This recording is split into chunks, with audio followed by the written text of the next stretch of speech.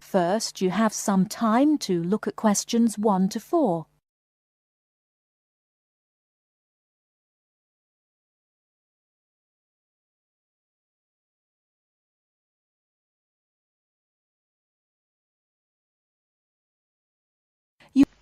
Hello there, you must be Jane. Please come in. My name is Mrs. Dunstan.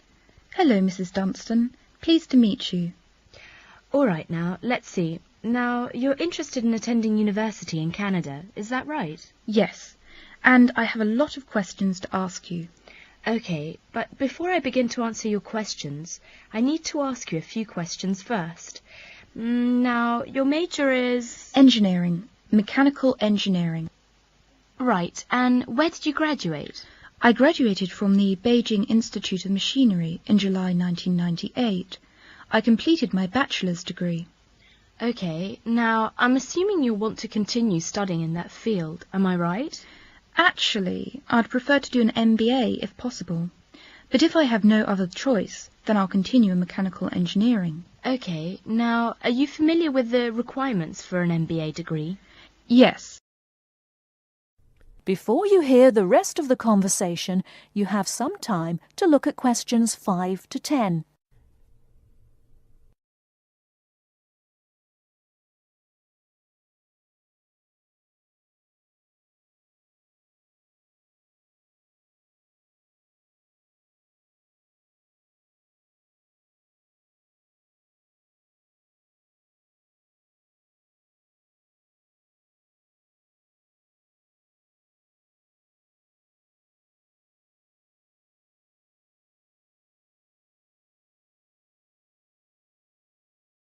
Now listen and answer questions 5 to 10. I think I need to do well on the GMAT, and I'll definitely need the TOEFL or IELTS, right? That's right. You'll need at least 600 on the TOEFL or 6.5 on IELTS. In addition, you need to have completed a bachelor's degree too. Did you take the GMAT yet? No, but I plan to take it in August. The requirements for a master's degree in engineering are a little different. You'll need to take the GRE and of course the TOEFL or IELTS. I see. And when do I start to apply? The best time to start the application process is in November or December of the year prior to your intended year of study. Application forms are usually available in September or October. Which schools in Canada offer the MBA degree? Of the approximately 50 universities in Canada, 20 offer an MBA. Here's a small booklet summarising Canadian university programmes. You'll find all the information on page 22. Great, thanks. And how about tuition and scholarships? Tuition for MBA programmes has been steadily increasing. Some universities now charge the full tuition, meaning that there is no government subsidy. Those universities cost about $10,000 per year, and it's a 2-year programme.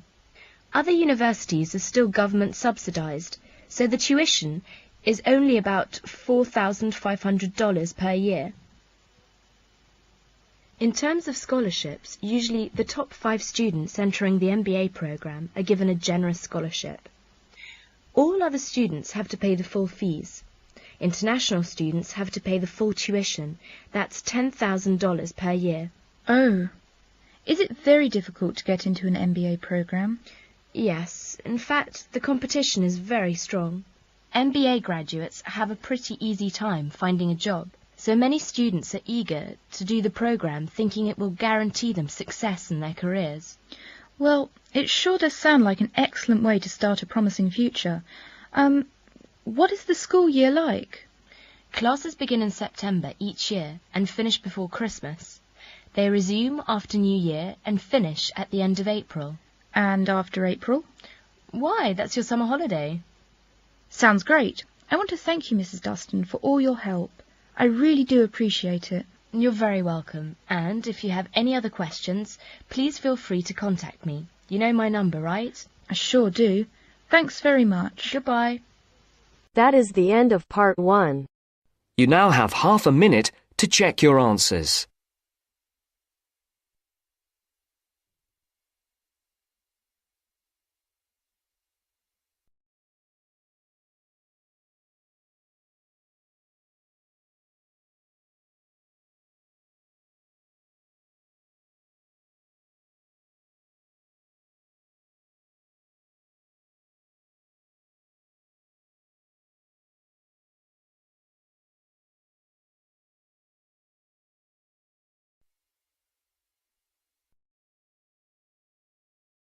Now turns to part 2. Part 2. First, look at questions 11 to 14.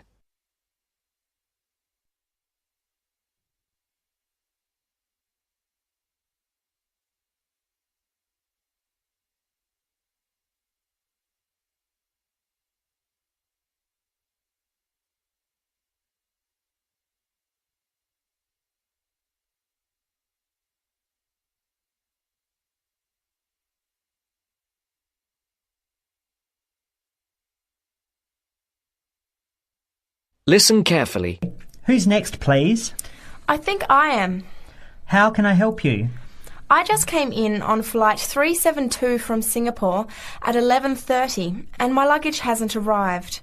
I've been waiting at the baggage claim for about half an hour now and everything seems to have come off the plane. The conveyor belt has stopped and all the passengers have gone. So I came here to find out what has happened to my bag. Can I see your ticket, please? Here it is. So you came from Hong Kong today and changed planes in Singapore, right? Yes, the connection in Singapore was a tight one. The plane got in late and I had to rush to get to the next flight. That's the problem right there. There wasn't enough time to get your bags onto the connecting flight. Normally Singapore Airport is very efficient. Now, I need you to fill in these forms. Your name? Jenny Lee. Address? I guess you want my address here. I'm staying with relatives. Just a minute, I'll have to look it up. It looks like 583. No, it's 533 East 67th Street in Riverside. Do you have the phone number there? Yes, I do. It's 9301 4269. So you came in on Qantas Flight 392. Do you know the number of the flight out of Hong Kong? Let me see. I think it was Cathay Pacific 900 or something. Oh yes, it says here, CX 912.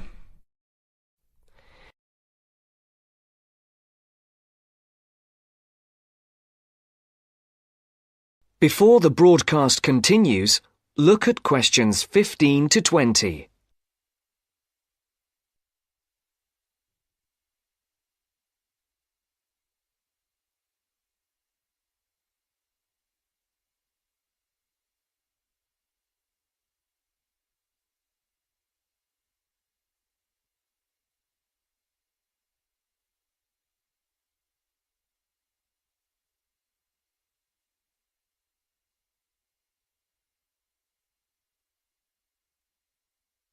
You will now listen to the second part of the talk. Right. Now, I need a description of the luggage. How many pieces did you check in? Just one. Can you describe it for me? Here is a picture to help you. Okay. It's a big bag, like this one. Rectangular. Not hard shell, but soft covered, and it has a zipper around the front. Is it black? No, sort of a grey colour. Any identification? Just a tag with my name on it. Any other features? Well, it has wheels and a retractable handle on the end, so you can pull it, as well as the handle in the middle. OK, that's fine. Now, if your bag missed the connection, I'm sure it'll be put on the next flight. I'll email Singapore as soon as I finish here. The next flight comes in at 17:50. That's 10 to 6 this evening. You can pick it up then. 10 to 6? That's too long to wait. Can I get my uncle to pick up the bag on his way home from work? Sorry, you have to be here yourself to clear customs. Of course. I almost forgot. Will the bag come here, to this desk? Yes. You pick it up here, then take it over to the customs area. By the way, don't forget to bring your passport. You will also need to have the key plus your ticket with a baggage claim number on it. Oh, okay. Guess I'll have to come back tomorrow then. It's lucky I packed everything I need for now in my carry-on bag. Yes, that's always a good idea. Be prepared. That is the end of part 2. You now have half a minute to check your answers.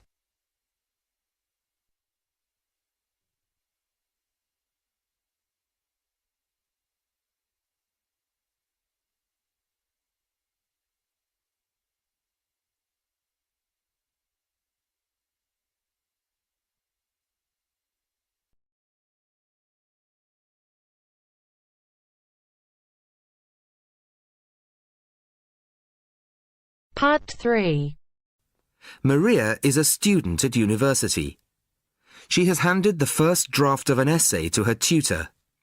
The tutor has read it, and now they are discussing ways the essay can be improved.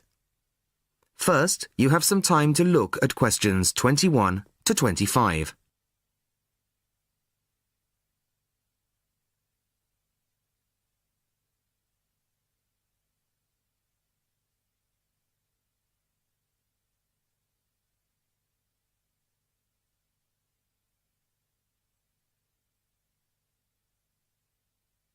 Listen carefully to the first part of the conversation and answer questions 21 to 25. Well, Maria, I have to say I was quite impressed by your essay. It's a big improvement on the last one. Really? I'm glad. I put a lot more work into this one. I really spent ages on it. And it shows. You've addressed most of the problems I pointed out last time. In particular, the style and language are much more appropriate for an academic essay. So that aspect is okay? Absolutely. If you carry on like this, you shouldn't have any significant problems in that department. That's a relief. I've been quite worried about that, although I've been reading a lot of other essays to try to get the right style. Well, I'd say you've been successful. There are just one or two minor things you could look at. Your punctuation's quite basic. It's really just full stops and commas. And parentheses. Brackets? Yes, brackets if you prefer. In academic writing, these are best used only occasionally, if at all. You use them rather too often. Okay, I see. And I'm sorry to mention it, but your spelling. I know. But I'm working on a foreign computer. The spell checker doesn't work for English. Are you sure? Have you tried changing the setting to English? No, I haven't. Well, I should see if that's possible. I haven't marked you down this time, but, well, some of my colleagues are a bit old-fashioned about spelling. I'd try to get that sorted out if I were you. Okay, I understand. I'll try to change the setting. Before you hear the rest of the conversation, you have some time to look at questions 26 to 30.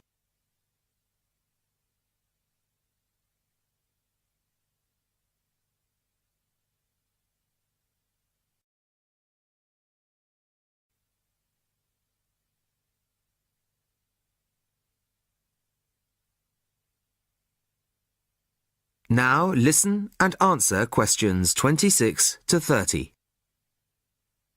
The only major problem I have with the content of your essay is the introduction. The introduction should, well, introduce the theme of the essay. You've put some of the most important points there. For example, this bit. The statistics about the growth of railways in the 1850s. That really should go in the main body of the essay. And so should this paragraph about changes in patterns of employment. In general, I'd say your introductory section should be no more than half as long as it is at the moment. Okay. And I should move those points forward? Precisely. And going back to the railways, they're one of the most significant factors for change in this period. But apart from those statistics in the introduction, you only briefly mentioned them. I'd like to see a lot more on that, and the influence the expansion of the railways had on patterns of social and economic behaviour. You mean how with the railways people could travel to find work and could meet people from other areas? Exactly. Then in the midsection, well, it's not a big thing, but this quotation from the Times. You think it's too long? Well, you said it. I couldn't think of a way to shorten it. Do you think it's really necessary? You mean I could just get rid of it? Yes.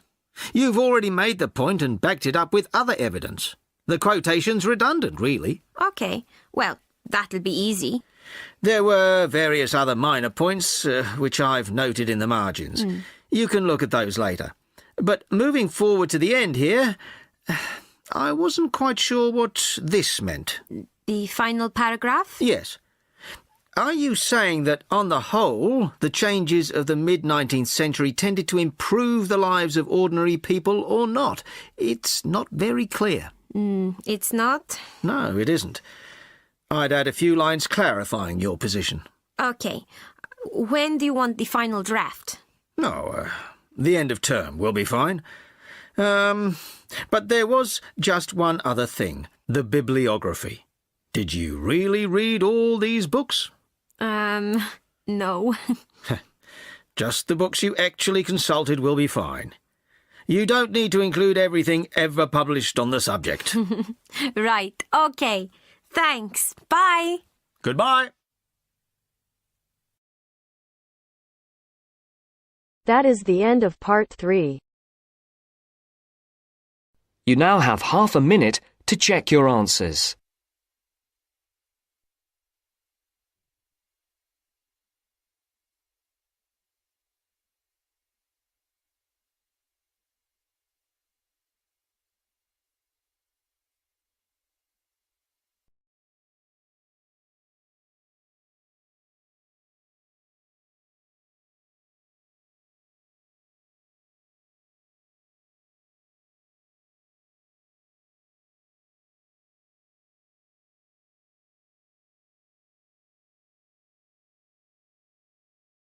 Part 4.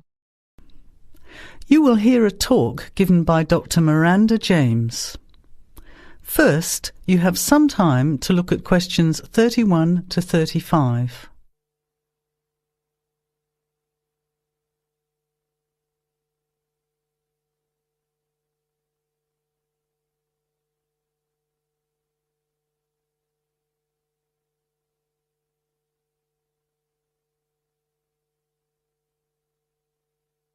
Now, listen carefully to the talk and answer questions 31 to 35.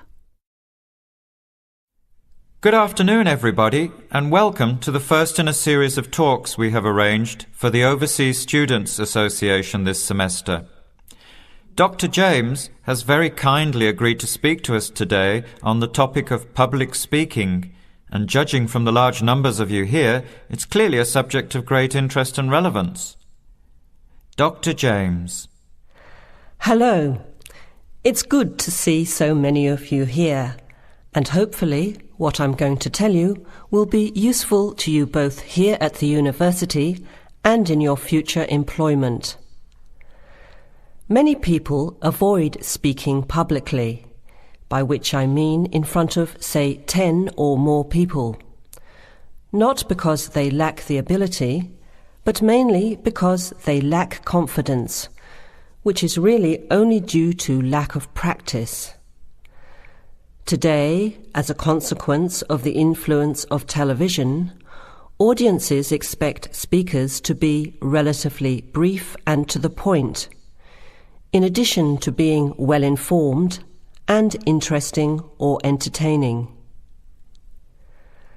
Probably the most important part of public speaking is what you do beforehand. by which I mean preparation.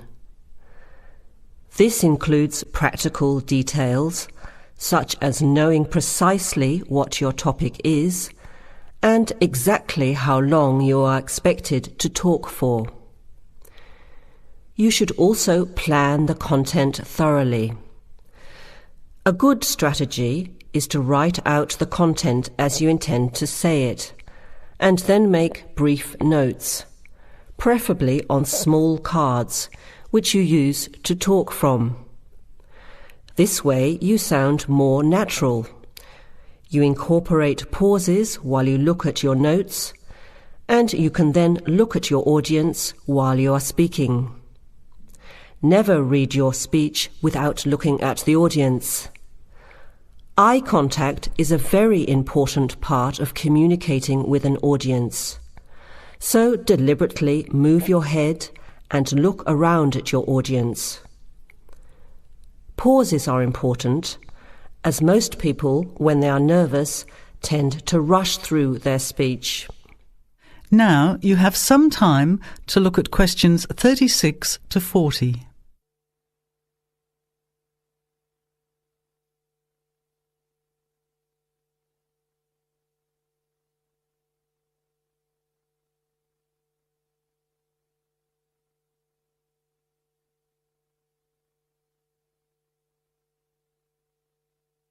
Now listen and answer questions 36 to 40.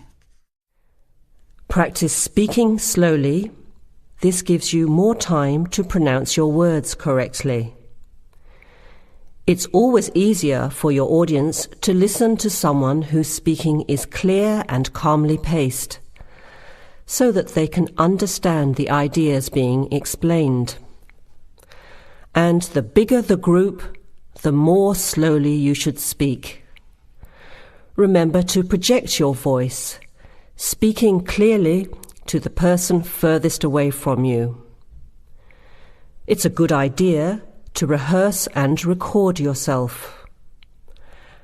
Pay attention to your intonation when you listen to yourself. It's even harder if you're speaking in a second language, I would imagine. But there's nothing worse than listening to a flat, monotonous voice. So try to vary your tone and rhythm. This will add meaning to your words. Lastly, pay attention to both your posture and your gestures. A confident person stands or sits in a small group with their head up, chin out, and shoulders back. Try to avoid scratching or fiddling with your hair or beard, or pens, jewellery, and so on. These movements can distract and irritate your audience. Yet you may be unaware of them yourself. Another reason for rehearsing, preferably with feedback from a friend, or better still, on video. I hope these few tips will make your experience of speaking in public a little easier. Remember, practice makes perfect. That is the end of part 4.